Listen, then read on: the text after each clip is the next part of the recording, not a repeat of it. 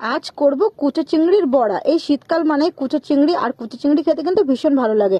তো দেখো কুচো চিংড়ি এখানে নিয়ে নিয়েছে আমার ঠাম্মা। ঠাম্মাকে সবাই বলতে গেছে ঠাম্মা কুচো চিংড়ি নেবে, যেরকম বলা তার আগে কাজ করে দিয়েছে আমার ঠাম্মা। বলতে দেরি নিতে দেরি নেই। তো এখানে এবার কুচো চিংড়ি আজকে বড়া করব। তার জন্য দেখো এখানে পেঁয়াজ, লঙ্কা, ধনেপাতা, তারপরে বেসন, আর হচ্ছে 2 চামচ চালের গুঁড়ো, সবকিছু দিয়ে নুন হলুদ দিয়ে খুব ভালো করে জিনিসটা মিশিয়ে নিয়েছি।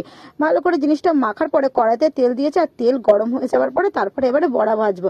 এক এক করে বড়াটা খুব ভালো করে ভেজে নিয়েছি। আর এই বড়া দিয়ে যদি ভাত হয় না তাহলে আর কিছু চাই না। দুপুরে গরম গরম ভাত আর কুচো চিংড়ির বড়া, উফ, জাস্ট মানে অসাধারণ খাবার। এর থেকে মানে মাছ মাংস হার মানবে এইসব খাবারে।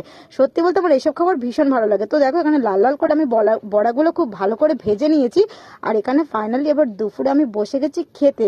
গরম গরম ভাত আর সাথে নিচে একটা কাঁচা লঙ্কা। আর দেখেছো কত সুন্দর টেস্টি। যেই ভাতটা মুখে নিলাম সাথে একটা কাঁচা লঙ্কা, যেন পুরো স্বর্গ। দারুণ।